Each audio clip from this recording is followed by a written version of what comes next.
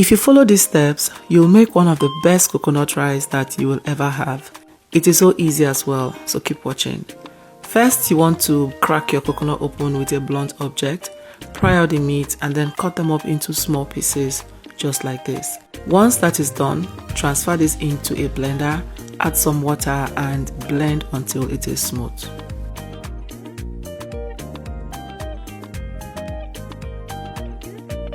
Once that is smooth, pass it through a sieve or a chiffon cloth and then squeeze out the milk. And there you have it, your coconut milk is ready. Now in a pan, I'm going to heat up some coconut oil. You can also use vegetable oil, but using coconut oil will help intensify that coconut flavor and taste. Fry some onion in the oil before you go in with your grated garlic and ginger.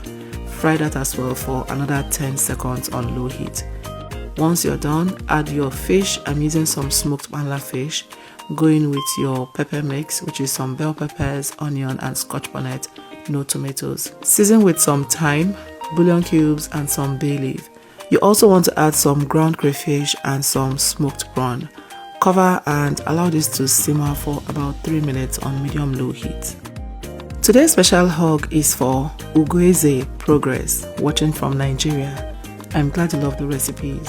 Please let me know where you're watching from so I can send you a hug in my next video.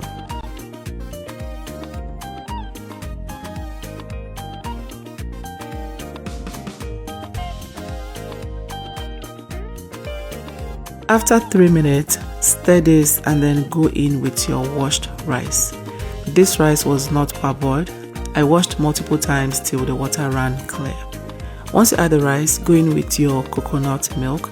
I'll advise you to use freshly homemade coconut milk for this rice if you can.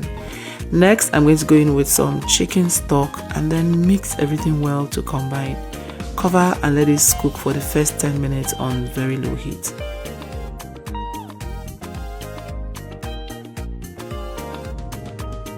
Three minutes later, I'm going to now check on the rice and mix well. At this time, you want to taste and adjust with seasoning or salt if necessary. Otherwise, cover this with foil to trap the steam and then let the steam finish up the cooking. 25 minutes later, the rice is ready. The aroma here, nose blinding. I like to finish up with a bit of spring onion and stir everything well. Serve and enjoy, you guys. I hope you try this. Send me your pictures when you do. See you in my next one. Bye.